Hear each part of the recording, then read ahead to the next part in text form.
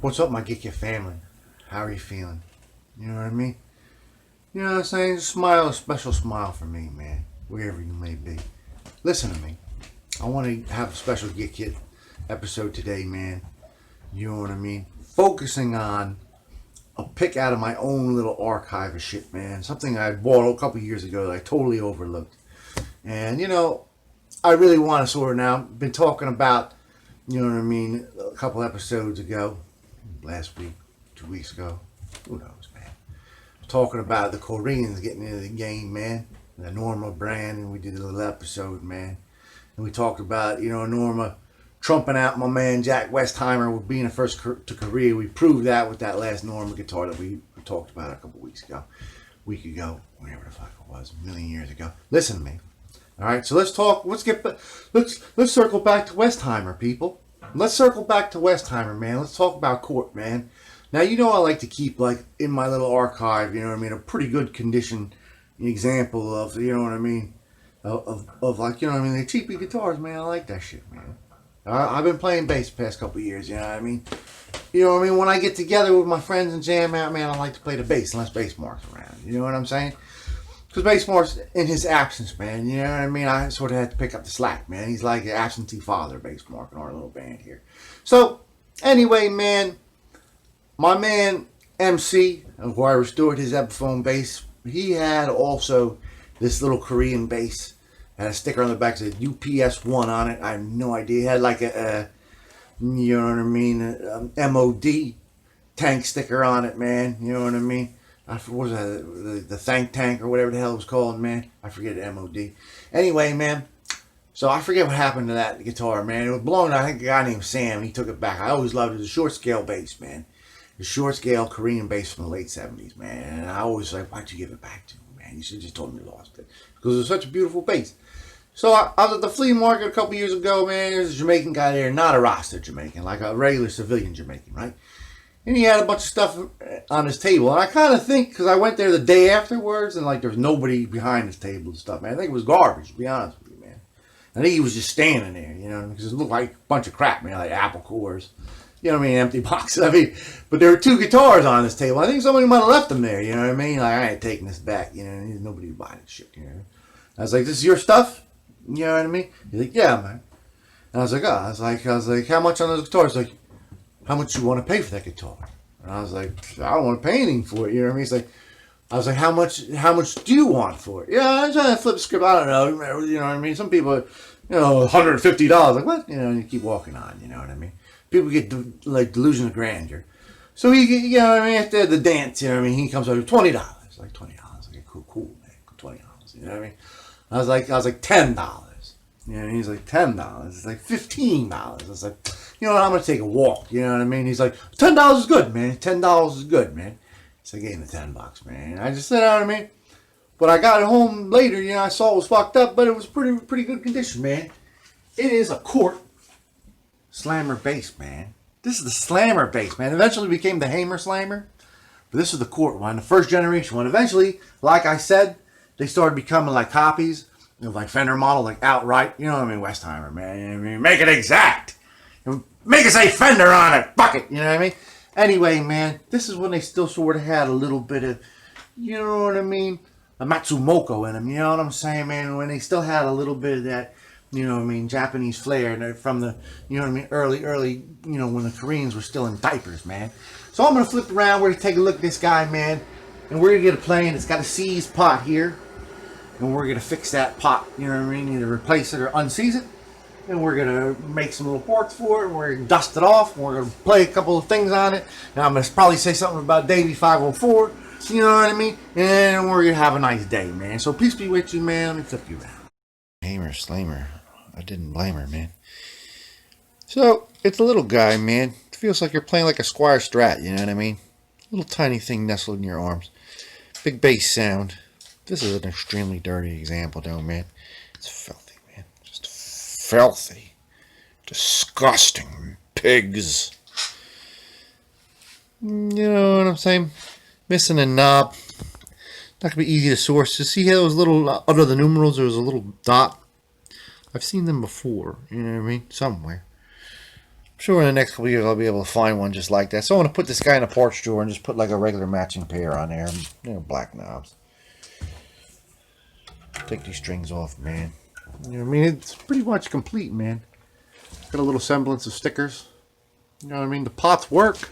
I got to turn, just He-manned it. You know what I mean? Like, Argh! And it works, man. The volume works. Tone works. So we're going to clean everything off. Got to make a compartment plate for the back here. You know what I'm saying? No big deal, man. I'll show you how to do that, man. I'll show you how to do that, people. You know what I'm saying? So let's get this guy all disassembled, get the strings off. You know what I mean? We're going to get the strings all, the salt off of them. And then we're going to get this guy all cleaned up. So I'm going to put you on pause. Get this guy cleaned up with furniture polish. You know what I'm saying? Alcohol. And a little bit of soap and water. And then we'll see where we're at, man. Okay, so now we're all cleaned up. You know what I mean? We put a little bit of furniture polish on the neck. Now you're going to be careful here because this is just painted on, man. Little Westheimer tricks, man. This is like a maple or, I don't know, maybe even mahogany. You know what I mean? You know what I'm saying? It's not rosewood. So be careful. You don't want any steel wool or sandpaper on this particular neck. Clean off the body. A little bit of water. Use a little bit of Windex. Fake Windex, that is. A little bit of goof off to get this, whatever that adhesive was. Sticker remnants. Don't put stickers on your guitar, people. Come on now. Unless it's an obscene sticker. Now we're going to shoot a little tiny bit of electronic cleaner into these pots, man. From the front and from the back and here. You know what I mean? Clean that electronics off. Another thing that's very useful in cleaning this guitar is a like semi-shag carpet bottle brush. You know what I mean? Get in here. You know what I mean? And get in this part here too.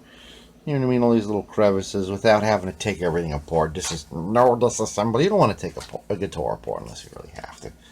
You know what I mean? Because sometimes they don't go back together exactly the same way as they came apart, man. Sometimes you fuck up a screw. You know what I mean? Sometimes you fuck up the, you know what I mean? The screw's little burrow. You know what I'm saying, man? You don't want to fuck up anything, man.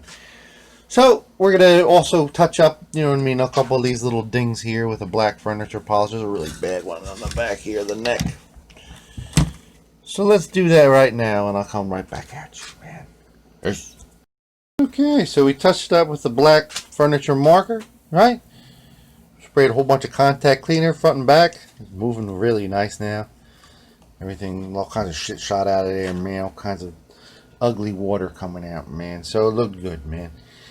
So let's get working on this cavity cover because it's really, you know what I mean, the big part of this project. We take a piece of tracing paper here, tape it over this thing, you know what I mean, and just run like a black crayon right around there, man. I'll be right back with you, man. So you can use any kind of paper on this really, but I use tracing paper because it stays together in the next step a little bit better. So we're going to take this out and we're going to cut along, you know what I mean, the dark line that represents the cavity. And then we're going to take it and glue it with some rubber cement onto this piece of pick guard material, black pick guard material. You know what I mean? There's a shiny side and there's like a matte side. You know what I mean? That's just the way it works, people. Sometimes we're shiny and sometimes we're matty. So I'll see you when we're glued onto this board, folks. Glued it to the matte side. I generally like to do it to the other side. You know what I mean? But for some reason, there were just so many wrinkles there that I just couldn't get it to stay even. So I put it on this side. Right before I lifted it off, I made notes where the, you know what I mean? We have it back side up. So now we're going to cut it out, you know what I mean, roughly with the scroll saw. Run it through the old scroll saw. Be careful with your fingers, son. That is. So now we're going to have to, you know what I mean, do the fine work on this. You know what I'm saying? Got some rough grade sandpaper. You know what I mean? A lot of this kind of action, you know what I mean, on the side. And after we got the size ready, we take the old Dremel, the old rotary Dremel sander. And we're going to get that, you know what I mean, curve perfect. So I'll see you when that's all, you know what I mean, Bobby G standard approved. You know what I'm saying? Peace to y'all. So we got it down to tack, peoples. Very good. Good job. I actually only use sandpaper. Believe it or not. Believe it or not. So now we're going to drill out these little tiny pilot holes. You can still see them. You know what I mean, on both sides. I'll see you right when we're done with that. Alright, so we're drilled out on that end. So we flip it over. We're going to take a little counterset bit. And we're just going to drill this out very slightly. Nothing overdo it. These countersets, you know what I mean? They'll go all the way through the fucking cabinet, man. Crazy. See you after that's done. That's what makes the world go round, folks. See how it's big on the one side? And it's still small on the other side. For the most part. So alright, let's, you know what I mean, do the fine tuning. Let's peel this tape off and get this guck off here. Screw it on that old guitar. That old lonely bass of mine. It's very nice. That looks very nice. Use these, you know what I mean, oval heads. You know what I mean, number 2s. Little tiny guys. Oh, yes. So the next step in the process, my friends. My good friends. We're going to do a careful sort of half-ass fret job on this. Just run a line up and down these. Make sure they're even. You know what I mean? Seemed to have pretty nice action before we disassembled it. Didn't hear any buzzes, but you know what I mean? You know what I mean? Blah, blah, blah, blah, blah. Yes, that's a nice greasy fretboard. Kind of like the grease. And it's not just any Earl. It's mineral Earl. Not just regular mineral Earl. ShopRite mineral. ShopRite does it right, man. HMU, ShopRite. Let's talk about a sponsorship, man. ShopRite and Guitkit. Perfect together. Listen to me, man. Let's talk about, you know, how we got these frets, you know what I mean, nice and treated without, you know what I mean, breaking through that very light coat of, you know what I'm saying, stain they got on here. After we evened the frets out, we left all that little dust on the fretboard. Then we ran the fret file over each fret carefully. You want to run it over like 1, 2, 3, 4, 1, 2, 3, 4 on each fret, you know what I mean, not any more or less than each one.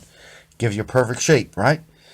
And then we kept that dust on there, and we carefully went over with, you know, 000 steel wool, just to, you know, get that perfect, you know, smoothness without actually touching that finish, man. I mean, we could have taped it up, but that would have been some effort, man.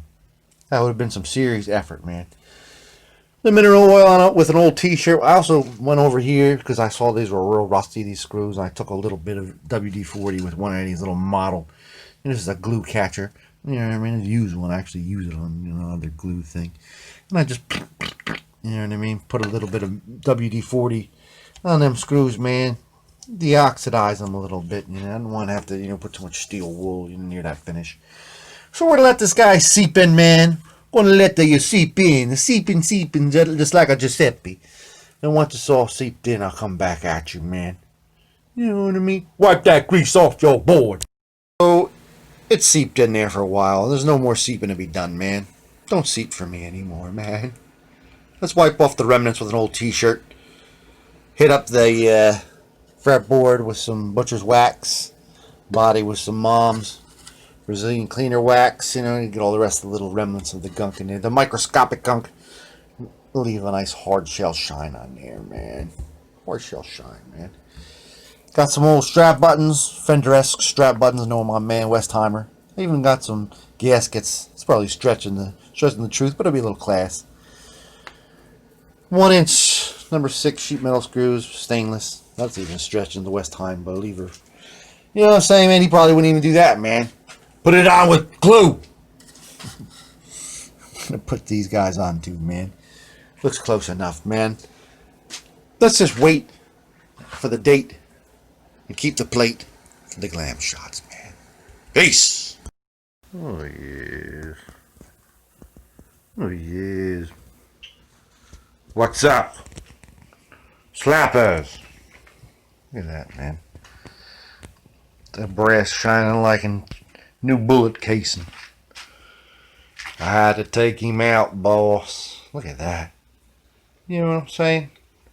It's definitely a nice looking example of the Westheimer era Cort early slammer bass. Possibly the original strings, folks. I don't know though, man. But they're in good condition and they were wound on there like a professional. Look, you can actually make out. Let's see if I can. It's really hard with a cell phone camera, man. You can see like the serial number. Oh, slappers, not good. See? Even a little bit of that made in Korea shit. Oh, I want you to see it, man. I want you to experience the joy that is the slammer bass. Man, I remember I was in high school. And for a while, man, I used to sit at this table.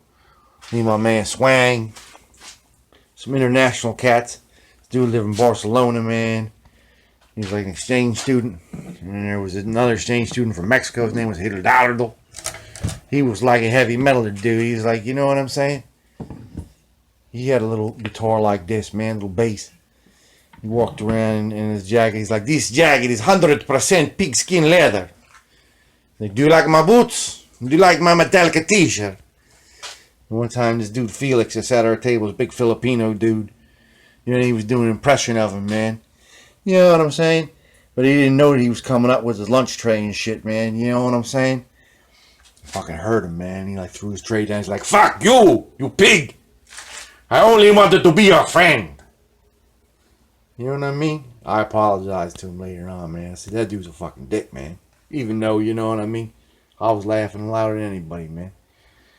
Anyway, man, that dude helped me learn some Spanish too, man. You know what I'm saying? Hidalgo with his pigskin jacket, man. Let's listen to this bass, man. This is for you, Hidalgo. There it is, folks. Late 70s Cort slammer bass. Other than the fact it's got a real old set of strings on it, which are already kind of slack because they're on a short scale instrument. It's a great bass. It's small, it's sleek, it's lightweight. Sounds great out of a bass amp. I'm playing it out of a practice amp because if I played it out of my Black Widow, it'd be like brum, brum. My phone for some reason does not record bass very well. You know what I mean? Bass and like the modern, especially the cheap handheld devices, marriage made in hell, people. You might actually have to put a set of like AirPods in or a set of headphones to actually hear the bass. You know what I'm playing right now, but you know what I mean, buy a better phone. I don't know what else to tell you. Sorry about that, bass heads. Anyway, about 15 years ago, I was in a band called the Derelicts, and we had a lot of things, but you know what I mean, a steady bass player was not one of them. We had a bunch of contributors. Bass Mark, of course, the lead, you know what I mean, Derelict bass player. Ricky D took over for Bass Mark, moved to Florida. And MC would, you know, pop up every now and then. He played bass. Each one of them, like I said, has been on my show before, so I mean, you know, I mean, they're all great dear friends of mine. I actually wrote some bass lines too. One of the first bass lines I wrote for the Derelicts, Bass Mark, oh, that's pretty good. That was like a compliment to me, because I'm not really a bass player, you know what I mean? It goes like this, it goes.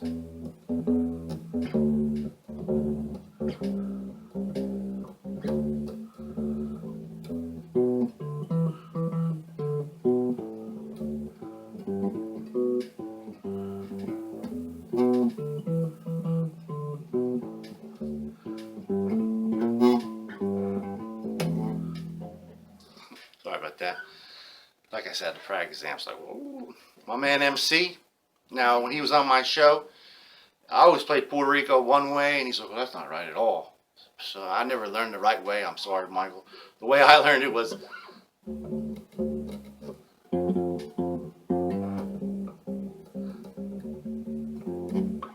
don't know the right way, though. Love you, MC. Ricky D.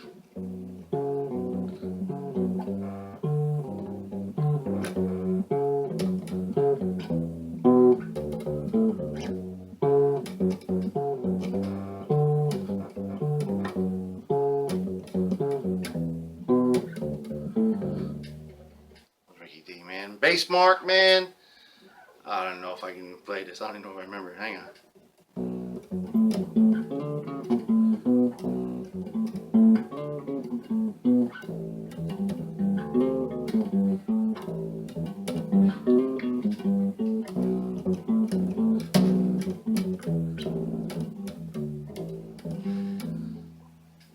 I don't know. Better than nothing, folks. God bless you, Jack Westheimer.